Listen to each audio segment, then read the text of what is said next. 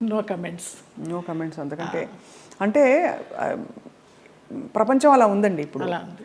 ఒక మనిషికి మధ్య ఏదో ఒక ఎంత విచిత్రమైన అనుబంధం అండి. మీరు నిజంగా ఏమీ ఆశించలేదు. ఎవరికైనా వండి పెట్టాలంటే ఇంకో కొంచెం తక్కువ వయసు వాళ్ళు దొరకరా చెప్పండి. నేను అది ఏదో ఒక ఒక ఆత్మీయత కలిగి కదా మీరు. ఆత్మీయతే అంతే. ఆ టైం ఆ పీరియడ్ ఆయనతో మేము గడపాలి అంతే. ఆయన క్లబ్కి వెళ్ళడం కూడా మానేశారు మేము పరిచయం అయిన తర్వాత. ఇంకెందుకు నా క్లబ్ హాయిగా ఇక్కడే కూర్చుందామనేవారు అక్కడ. బాగా ఆయనతోటి చాలా ఆ టైము మళ్ళీ తిరిగి రాదు. కానీ అందరినీ పోగొట్టుకున్నారనే బాధ అండి. నేను అందరూ వెళ్ళిపోయారు కదా. శరత్ బాబు గారు వెళ్ళిపోయారు, గుమ్మిడి గారు. ఆ బంధం ఎలాంటి బంధం అని అడిగి కదా, తండ్రి కూతుర్ల బంధం అవ్వచ్చు, గురు శిష్యుల బంధం అవ్వచ్చు. మీ ఆత్మకి బాగా అంటే ఒక విధమైన సొలేస్ ఇచ్చే వ్యక్తులందరూ దూరం అయ్యారు కదండి. వాళ్ళు దూరం అవుతుంటే భగవంతుడి దగ్గర అవుతున్నాడు. వాళ్ళు దూరం కాకుండా ఉంటే భగవంతుని పెద్ద పట్టించుకునేదాన్ని కాదేమో. వీళ్ళందరూ ఉన్నారు కదా నాకు అనేసి. ఏం జరిగినా మన మంచికి. ఇప్పుడు ఎలా మీ దైనందిన జీవితం ఎలా ఉంటుంది? సీరియల్స్ మానేశాను. సినిమాలా రావు పెద్దగా నాకు తెలిసి. ఎందుకు మానేశారు సీరియల్స్? వద్దనుకున్నారా? వద్దనుకున్నాను. ప్రేమెంత మధురంలో ఒక బ్యాడ్ ఇన్సిడెంట్, గాయమైంది హృదయానికి. ఏమైంది? ఒక ఎవరో పేరు ఊరు లేని ఆర్టిస్టు ఒక అమ్మాయి ఎంటర్ అయింది ఒక 6 months బ్యాక్. నేను మానేసే ముందర 3 సంవత్సరాలు అంత చక్కగా బాండింగ్ తోటి నిజంగా తల్లి కొడుకుల్లాగానే నేను, శ్రీరామ్ కానీ అందులో చేసిన వాళ్ళందరూ కానీ అలాగే క్యారెక్టర్ పరంగా మేము యాక్ట్ చేయలేదు అసలు. జీవించాం మేము. గ్లిజరిన్ కూడా వేసుకునే వాళ్ళం కాదు ఏడుపు సీన్లు ఉంటే. ఆ అమ్మాయి వచ్చి కొంచెం యారగెన్స్ అంతా చూపించడము, మర్యాద లేకపోవడం సీనియర్స్కి. ఒక సీన్లో అయితే అయిందని అలాగే అడ్జస్ట్ అయిపోయి చేస్తున్నాను. మానేద్దామా అనుకుంటూ పోనీలే మంచి సీరియల్, మంచి పేరు వచ్చింది, శ్రీరామ్ మంచి వాడు, అతన్ని చూసి చేయాలని అనుకున్నాను. ఒక టైంలో ఇంకా పీక్స్కి వెళ్ళిపోయింది ఆ అమ్మాయి బిహేవియర్. అమ్మాయి శ్రావణ శుక్రవారం నాడు పూజకి గాజులు లేకుండా కూర్చుంది మొండి చేతులతోటి. నేను ఒక పెద్ద సఫిస్టికేటెడ్ మదరు, అంత సాంప్రదాయాన్ని పాటించే మదరు, అత్తగారి పక్కనే కూర్చుని పూజ చేస్తూ ఉంటుంది. అప్పుడు నేను క్యారెక్టర్ పరంగా ఆలోచించి అత్తగారి స్థానంలో నేను ఇక్కడ ఉన్నాను కదమ్మా, నేను లేకపోతే నీ ఇష్టం వచ్చినట్టు చేసుకోవచ్చు, శ్రావణ శుక్రవారం పూజ ముత్తైదో గాజులు వేసుకుని చేయాలన్నానమ్మా. అటు నా చెయ్యి నా ఇష్టం నువ్వెవతి చెప్పడానికి అంది, వేసుకుని అంది. అంతలాగా ఎందుకు ఏమో తెలియదు. అది ఆరగెన్సీ అంతే. ఆ పిల్లకి సీనియారిటీ విలువ తెలియదు, క్యారెక్టర్ విలువ తెలియదు. ఎవరండి యాక్టర్? ఆఫ్ కోర్స్ చూసే, నేను సీరియల్స్ చూడండి కాబట్టి ఇలా అడుగుతున్నాను. అమ్మాయి పేరు కూడా మర్చిపోయినాను, అసలు మైండ్లోనే లేదు అది. చేస్తూ తర్వాత అమ్మాయి September 3 జరిగింది ఇది లాస్ట్ ఇయర్. అక్కడి నుంచి శ్రీరామ్ బయటే ఉన్నాడు. నాన్న ఇలాగ జరిగింది, నాకు చేయబుద్ధి కావడలేదన్నాను. నీ ఇష్టమమ్మా, నీకు ఇష్టం లేకపోతే మానే అన్నాడు. కారు ఇచ్చాడు, ఎక్కాను, వచ్చేసాను అంతే. అక్కడ బహుశా మీ ప్రయాణం అయిపోయిందేమో అంతే. అలా ఇలా ఈ సంఘటన ద్వారా అలా కొంచెము అయిష్టంగానే చేస్తున్నాము, ఇష్టం లేకుండా. ఆ క్యారెక్టర్కి కూడా ఇంపార్టెన్స్ తగ్గడము, ఆ ఫీల్ కూడా రావడల్లా చేస్తుంటే.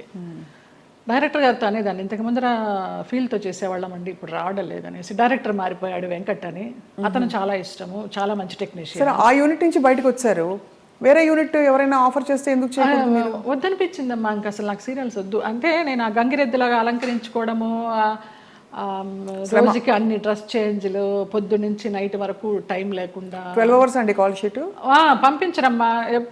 నేను తొందరగా వెళ్ళిపోతానంటే, అమ్మ సీనియర్వి నువ్వే వెళ్ళిపోతానంటే మిగతా వాళ్ళందరూ కూడా వెళ్ళిపోతారు. అందులో సీరియల్స్లో బాగా పిండేస్తారు కదా. నరకం. ఎన్ని సీరియల్స్ చేశానో అన్ని సీరియల్స్ అన్నం పెట్టినాయి, కాదని లేదు. కానీ వద్దనిపించింది, ఇంకెవరికి పెట్టాలి, నేను వద్దు. మంచి సినిమాలు ఏమన్నా వస్తే చిన్న చితక సినిమాలు చేసుకుందాము, లేదా కృష్ణారామాని యాత్రలు చేద్దాము, ఉన్నది పెట్టుకొని ఉన్నంత వరకు. తర్వాత భగవంతుడు చూసుకుంటాడు అంతే. అక్క వీళ్ళందరూ టచ్లో ఉంటారా? ఎప్పుడు టచ్లో ఉంటారు. అబ్దికానికి, నాన్న అబ్దికానికి చెన్నై వెళుతూ ఉంటాము. 2 అన్నయ్యలు అక్కడే ఉన్నారు. అందరం కలివిడిగానే ఉంటాం. 3 చెల్లెళ్ళు, 2 అన్నదమ్ములు. సరే, మీకు మీ ప్రయాణం ఇలా రాసుందని మీరు సరిపెట్టుకున్నారు, అది మీ గొప్పతనం అంతే. నా గొప్పతనం కాదు, నాకు దేవుడిచ్చిన వరం అది. నా గొప్పతనం ఏం లేదు. మరి ఇప్పుడు మీకు జీవితం గడవడానికి, యాత్రలు చేయడానికి, మనం శేష జీవితం గడపడానికి కంఫర్టబుల్గా ఫైనాన్షియల్గా? శేష జీవితం వరకు ఉందని నేను చెప్పలేను, ఇప్పటికీ ఉంది. ఈ ప్రేమెంత మధురం చేసిన దాని తాలూకా అది కొంచెం ఉంది. అది కూడా వెనక ముందు చూడకుండా ఖర్చు పెట్టుకుంటున్నాను యాత్రలకి. దానికి శేష జీవితానికి ఎలా ఉంటుందో నాకు తెలియదు. ఆయన నిర్ణయిస్తాడు. ఆ నమ్మకం అయితే ఉంది. ఉంది.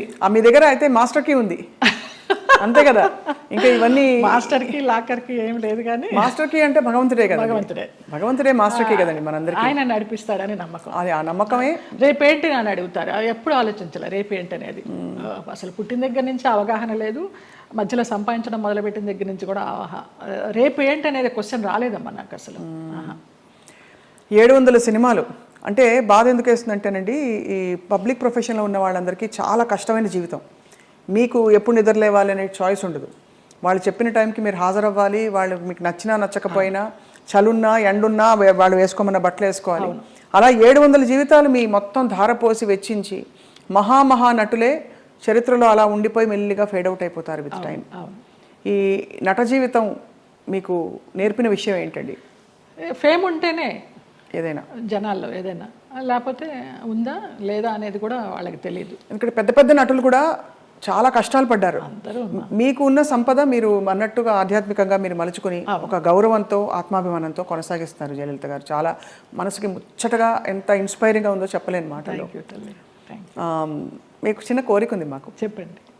మీరు ఒక చిన్న డాన్స్ చేస్తా. నేను మామూలుగా సెమీ క్లాసికల్ ఏమైనా మూవీ సాంగ్ స్వప్నకు కూడా తేలిగ్గా ఉంటుంది. నువ్వు క్లాసికల్ సాంగ్ సింగర్ కాదని లేదు, ఏమైనా పాడతారు అనుకొని మనసే అందాల బృందావనం అనుకున్నాను. మా సంజయ్ తిట్టాడు, ఎంత పెద్ద క్లాసికల్ డాన్సర్ నువ్వు సినిమా సాంగ్ చేస్తావా అనేసి. అందుకని ఏ సాంగ్ చేయాలి? భామనే సత్యభామనే ఏమైనా ఒక 4-5 లైన్లు అనగలరా? ఆ 2 లైన్లే మళ్ళీ మళ్ళీ తిప్పి అనమంటే అంట. కొంచెం నేను కూడా కలుపుతాలే. మీరు కలపండి. నిలబడే మీరు కూచిపూడా భరతనాట్యమా? 2 అమ్మా. కూచిపూడి చింతా రాధాకృష్ణమూర్తి గారు, భరతనాట్యం జోసుల సీతారామ శాస్త్రి గారు విజయవాడ నుంచి వచ్చేవారు. కాకుండా తంజావూరు నుంచి గిరిజా నటరాజ్ అని ఒక వైఫ్ అండ్ హస్బెండ్ వచ్చి చెప్పేవారు భరతనాట్యం. ఆంధ్రనాట్యం నటరాజ్ రామకృష్ణ గారు. మళ్ళీ మధ్యలో వెకేషన్స్కి చెన్నై వెళ్ళి చినసత్యం గారి దగ్గర. ఎప్పుడు అనిపించలేదు ఒక డాన్స్ స్కూల్ స్టార్ట్ చేద్దామని? లేదు, వేంప వేషాలు వేసేసరికి అంటే డిగ్రీ అవుతూ ఇంకా డాన్స్ కంటిన్యూ చేద్దాం అనుకునే టైంలో నాన్న ఫీల్డ్కి తీసుకొచ్చేసారు. ఇంకా ఈ వేంప వేషాలు వేసినప్పుడు నన్ను అలాగే చూస్తారేమో, పేరెంట్స్ పిల్లల్ని పంపించడానికి భయపడతారేమో, ఇప్పుడు సినిమా సాంగ్స్ నేర్పుతుందా లేకపోతే క్లాసికల్ సాంగ్స్ నేర్పుతుందా అని ఏదన్నా అని నాకు నేనే డౌట్ పెట్టుకొని దాన్ని సమాధి చేసేసా. దిత్త కిడగ తిరుగుతాం, దిత్త కిడగ తిరుగుతాం, తా కిడగ తిరుగుతాం, కిడగ తిరుగుతాం, దిత్త కిడగ తిరుగుతాం, దిత్త కిడగ తిరుగుతాం, తా కిడగ తిరుగుతాం, కిడగ తిరుగుతాం, దిత్త కిడగ తిరుగుతాం, దిత్త కిడగ తిరుగుతాం, తా కిడగ తిరుగుతాం, కిడగ తిరుగుతాం, కిడగ తిరుగుతాం. భామని సత్యభామని, సత్యభామని, సత్యభామని, సత్యారి ముద్దుల వయ్యారి ముద్దుల సత్యభామని, సత్యభామని, వయ్యారి ముద్దుల వయ్యారి ముద్దుల సత్యభామని, సత్యభామని. అద్భుతం. ఎక్కడ ఎంత ఎంత గ్రేస్ఫుల్గా ఉంది అసలు. సంజయ్ గారు ఇప్పుడు శోభన్ గారు అందరూ చేస్తున్నారు కదండి డాన్స్ పర్ఫార్మెన్సెస్, బ్యాలేస్. అంటే మీకు అఫ్కోర్స్ మీరు ఒక ఆధ్యాత్మిక లోకంలోకి వెళ్ళిపోయారు. ప్రాపంచికంగా లౌకికంగా మీకు కోరికలు లేవు, కానీ అలా చేస్తే ఎంత బాగుండు అని అనిపించే అంత అందంగా ఉంది మీ డాన్స్. శోభనాయుడు గారితో బ్యాలెన్స్ చేశానమ్మా. వెంకటేశ్వర కళ్యాణం, కృష్ణ పారిజాతం, ఆవిడన్నీ మేల్ క్యారెక్టర్స్ ఇచ్చేవారు. నేను అదంతా తీసేసిన తర్వాత జయలలిత నువ్వా వెంకటేశ్వర స్వామి వేసింది, కృష్ణుడికి వేసింది అనేసరికి నిరాశ వచ్చేసింది. అది అర్థమైంది. కానీ అన్ని అన్ని ఆ పార్శ్వాలని మీరు చూశారు జీవితంలో. కంప్లీట్ లైఫ్ కష్టం చూసి ఉగాది పచ్చడిలాగా అన్నీ చూడకపోతే మనకి ఏం చూసాను జీవితం అని అనిపిస్తుంది కదా. అలా మీరు కష్టాలు చూశారు, అన్నీ చూసేసాం. సంతోషం చూసారా ఏదైనా టైంలో? సంతోషం అంటే ఈ యాత్రేనమ్మా. ఈ యాత్రలే. అతి దుఃఖకరమైన సంఘటన, బాధాకరమైన సంఘటన, అతి సంతోషకరమైన సంఘటన అంటారు, కానీ అవి 2 లేవు నాకు. వయా మీడియాగానే వెళ్తూ వచ్చింది. ఈ ముక్తినాథ యాత్ర మాత్రం నాకు చాలా పీక్స్ అనమాట. ఇంకా సో ఫైనలీ మీకు మిగిలిన కోరిక, అంటే మిగిలిన కోరికను ఎందుకంటున్నారంటే మన జీవితానికి ఒక సంపూర్ణత్వం రావాలంటే ఏం కోరుకుంటున్నారు? ఇంకా మానస సరోవర్ వెళ్ళాలమ్మా. మానస సరోవర్. కానీ మా సాయిరామ్ గారు అది వేయనమ్మా చాలా కష్టం అంటున్నారు. ఎవరు తీసుకెళ్తారో తెలీదు. వెళ్ళాల్సి ఉంటే డెఫినెట్గా ఖచ్చితంగా అదే కానీ జరిగిపోతుంది. చాలా కోరిక వెళ్తే తిరిగి వస్తామా లేదా అనేది తర్వాత విషయం. అక్కడ దాకా వెళ్ళాలి, ఆ భూమి మీద అడుగు పెట్టాలని మాత్రం కోరిక, అదొకటే తీరని కోరిక. చాలా అద్భుతంగా ఉంది మీతో మాట్లాడడం. చాలా విషయాలు నేర్చుకున్నది ఏంటి అంటే సెల్ఫ్ యాక్సెప్టెన్స్ కంటే గొప్ప వరం లేదండి. ఓకే, అది మీకు వచ్చేసింది కాబట్టి మీరు ధన్యులు ఒకలాగా. ఈ కృష్ణుడి విగ్రహం నాకు నా ఫ్రెండ్ శ్రీనివాస్ అని ఆయన మ్యాంగ్లూర్ నుంచి తీసుకొచ్చి ఇప్పించారు. చాలా చాలా కళకళలాడుతుంది ఇలాగా. చాలా బరువు కూడా అది. అవునా? అక్కడ రమణాశ్రమంతో మీ అనుబంధం? అరుణాచలం వెళ్తూ ఉంటాము. ఒక శివరాత్రికి గిరి ప్రదక్షిణ చేశాను. ఆయన బుక్స్ చదువుతూ ఉంటాను. అట్లా కూర్చుని ఆయనతో మాట్లాడుకుంటూ ఉంటాను. ఆ ఫోటోగ్రాఫ్ వెనకాల ఇది నా పుట్టినరోజుకి మా డైరెక్టర్స్ అనిల్, రాము అని ఉన్నారు. రాము ఏమో అది ఇచ్చాడు లాస్ట్ ఇయర్ పుట్టినరోజుకి, అనిల్ ఇది ఇచ్చాడు. రుద్రంకోట అని ఒక మూవీ చేశాం కదా, ఆ పిల్లలు. రుద్రమకోట మొన్న లేటెస్ట్ మీది. అవును, అవును, చాలా పెద్ద ఒక పవర్ఫుల్ క్యారెక్టర్ కానీ సినిమా పవర్ఫుల్గా వెళ్ళలేదు, ఆడలేదు. ఓటీటీకి కూడా ఇంకా లేట్ అవుతూ ఉంది.